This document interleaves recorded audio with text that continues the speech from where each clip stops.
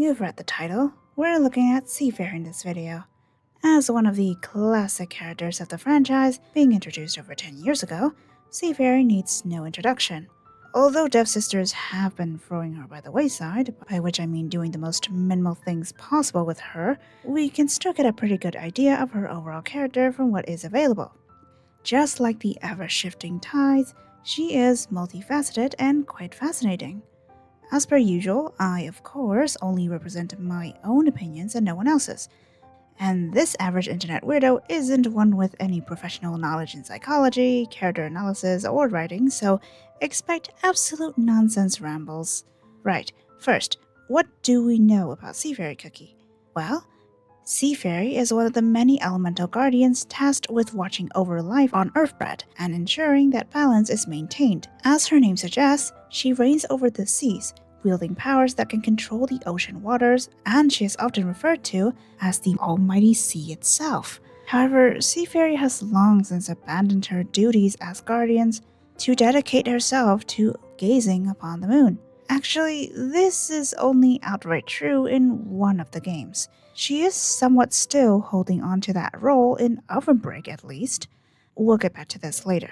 Her longing for the moon itself caused an intense desire to reach for its light. The Tower of Frozen Waves is the remnant of one of her attempts to do so, which was only cut short by the curse that causes her body to freeze over. According to her story though, thanks to the warmth of cookies, she chose to remain unfrozen, which is extremely vague if you ask me.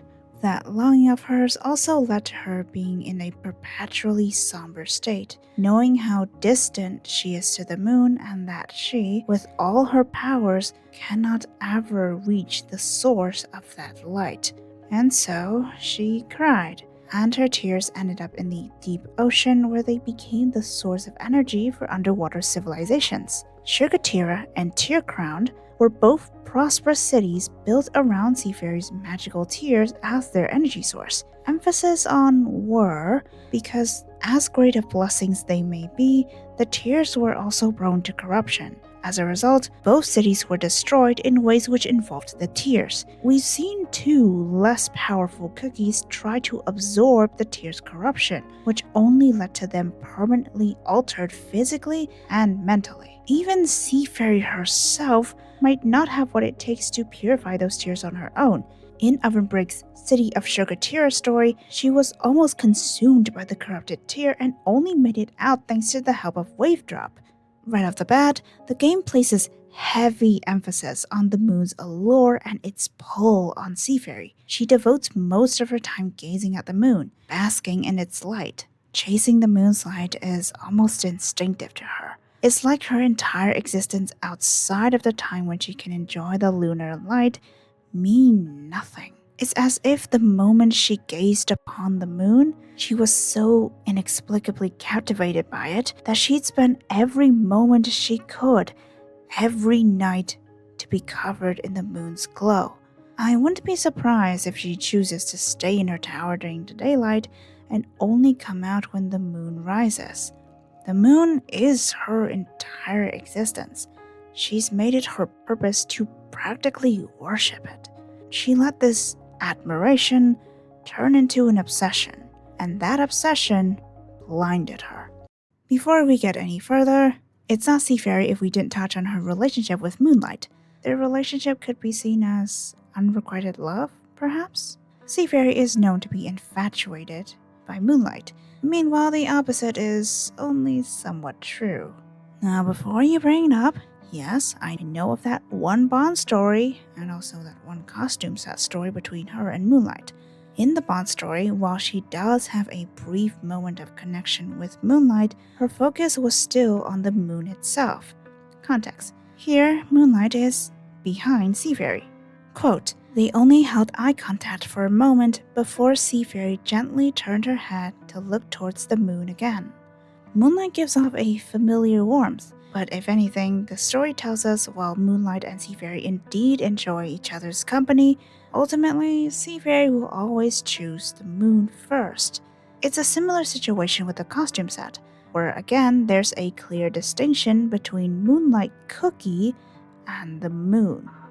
While Moonlight indeed acknowledged Seafair and expressed her own thoughts towards Seafair in the more recent stories, it's only a few small moments that represent a small portion of their relations. Besides, I'm focusing on Seafair, not Moonlight. Am I denying Seafair and Moonlight being a thing? Of course not. The allegations and hints are so in our faces that you'd have to be purposefully denying it or legit have a smooth brain. With the games not outright saying it, anyone can interpret it however they please. Unfortunately, it is a reality with gacha games where they're trying to sell every character to as many people as possible, so every potential relationship beyond friendship will forever remain in limbo. Shipping aside, one thing that's clear again is Seafair's longing for the moon and its light, something she ultimately will never reach. No matter how much of herself she devotes to the celestial body beyond the sky, it can never give her anything more. When I look at Seafair, I couldn't help but feel the heavy sorrows radiating from her at any given moment. In her eyes, she loves the moon, but she could never reach it. She's fine with watching it from a distance, but she knows that her deepest desires will forever be denied by reality. It's a beautifully tragic tale. Seafair is like the ocean itself, beautiful yet deadly, ever unpredictable. However calm the surface may be, the undercurrents remain ever turbulent and could rip and tear anything that's caught in it. I can't help but envision someone who appears at peace, but deep down they're trying to bury away their emotional turmoil. As mentioned, Seafair's tears were known to be used by two underwater cities as their source of energy before they became corrupted and led to the city's destruction. The tears are Seafair's sorrows. At first, they radiated immense power, beauty, and were seen as divine blessings, but eventually they revealed the darkness that lies within. We can see Seafair just quietly gazing at the moon, always speaking in a calm demeanor, but it's as if there are unresolved burden hidden behind her words. After all, she hardly expresses how she feels explicitly, so perhaps that abyss of despair is waiting for her to let go of the moonlight, for her to succumb to its wrath. Dread Trident of the Abyss is when Seafair has chosen to remain beneath the waters and forgo the moon altogether. Letting go of the one light in her life, she chose to simply sink to the deepest trenches of the seas, succumbing to the void within her heart. But all this doesn't negate the consequences of her situation. Were the tears, corruption, and the fall of Cookie civilization within her control? Hardly. While her emotional and personal reason provide an explanation, it's only an explanation. It isn't going to magically solve all the problems or save the countless lives that were affected. To the many citizens of Shukatira and Tearcrown, though perhaps unaware, surely they would resent a god whose powers were thought to have blessed their homes turn out to be the cause for their destruction. The two aforementioned cases happen outside of her control or intentions per se. The common cause is her obsession with the moon and the reality that she will never truly reach it with all her powers. Even as a god with powers beyond the grasp of mortals, at the end of the day, she can get no higher off the ground than any ordinary cookie. But let's consider the background and setting. Unlike with Timekeeper, who did have a past comparable to a typical human experience, which helped me in understanding her character, Seafair is all in all a god, and her experience at life is not what a normal individual would go through. She bears godly duties while also not facing the various nuance of mortal life. Additionally, the very nature of her powers mean whatever she does could escalate any unfortunate situations to almost unprecedented scale. If a god were to be real, we would not be able to fathom their views, their limitations, their sorrows, their life as a whole. And yet, Seafair's display of sorrows feel rather ordinary. Of course, she isn't exactly known to be a heartless god who sits above all mortal life. If she didn't care about Cookie kind, why would she even try to protect them in the first place? Still, consequences are to be had. we do see that she indeed cared for lesser lives. When Sugartira's pearl was under threat, she tried to purify it. Even though it could consume her and take away her chance of returning to the surface to gaze upon the moon, she chose to protect what she was meant to. Quote, "I will save the seas. This will be my final deed," just before she absorbed the darkness-infected pearl. So, she was aware of the detrimental effect of the pearls, which were so prone to corruption, and she tried to rectify this mistake, and she was willing to sacrifice it all to save the seas. Which, is almost entirely opposite of the sea fairy we got in A Mermaid's Tale, in which we saw sea fairy from the point of view of the mermaids as a revered, distant god who would hardly even glance at mortal life. Someone so consumed by her obsession that she only cared because she saw the gleaming moon within one of them. Someone who wields power of a horrifying caliber that could crush ships without any care. Someone who simply left the pleading citizens of the city to be, even after witnessing or even ignoring what had happened. You want to know what else? In Ovenbreak, it was never mentioned that Seafair gave up on her duties. While yes, the idea of guardians of nature didn't exist before Kingdom, but the fact that Seafair was supposed to be watching over and protecting the creatures of the seas were established.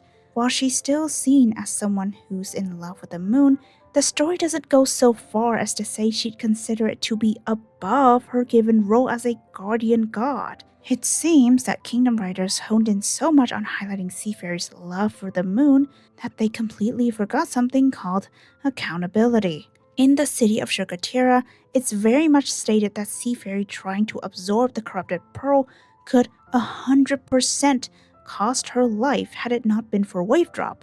That's consequence. Consequence for her complacency.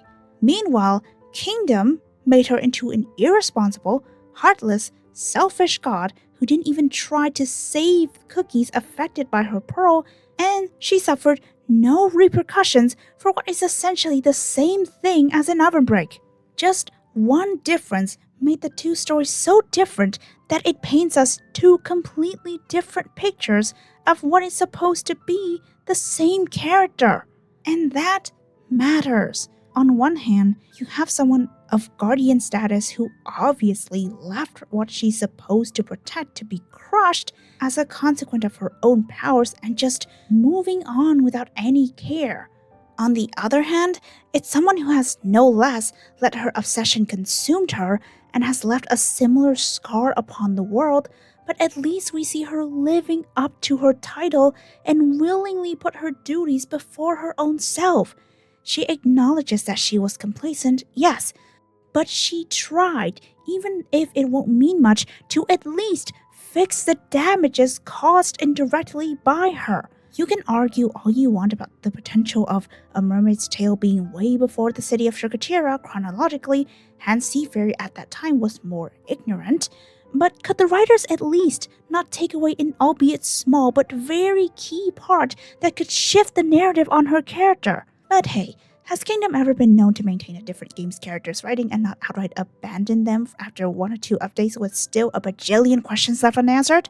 And don't even try to argue the whole different universes thing. Imagine you love a character so much, then they're brought into a different game, rewritten so now everyone absolutely despises them for a trait that was overblown from who you knew them as. We don't hate Kingdom writers enough.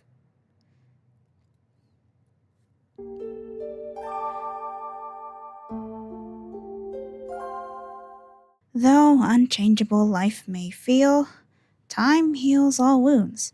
People will move on. Ruined cities will be rebuilt. Traumas of the past may not disappear, but life will come bearing happier memories to fill in the void.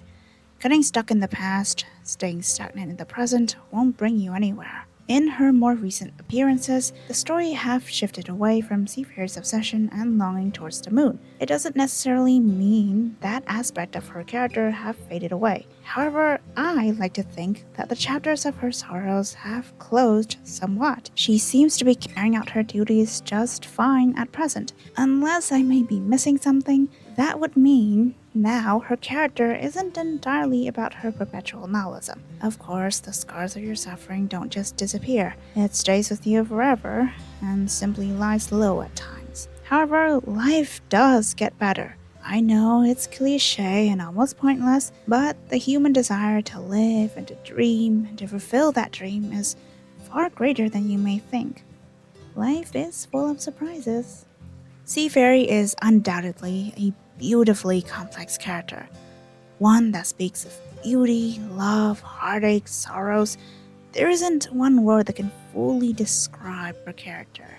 Whether it's the ignorant god who abandons duties, the unfortunate soul who yearns for the unreachable, corruption that brought destruction, or the broken heart overtaken by sorrow, it's all Seafair. One's peaks do not erase their errors. Likewise, one's faults do not take away from their charity. However you choose to view her, you are rightfully entitled to that view. My original idea for a Seafair video was one that focused on her impact of the world, mostly the not-so-good ones, but I felt that wouldn't really do her entire character justice. She is revered as a god. She protects the order of nature. She gives blessings. At the same time, her powers did cause tragedies to who knows how many cookies. I like her character because she isn't just a plain old god. She is flawed, to say the least. Well, since when were gods ever perfect?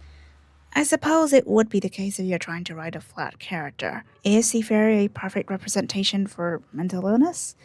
Hard to say. I'm just here to ramble. As I said, Seafair is in essence a god that could tower over any mortal life, and rightfully, besides her duties, she should have no reason to be concerned over anything else.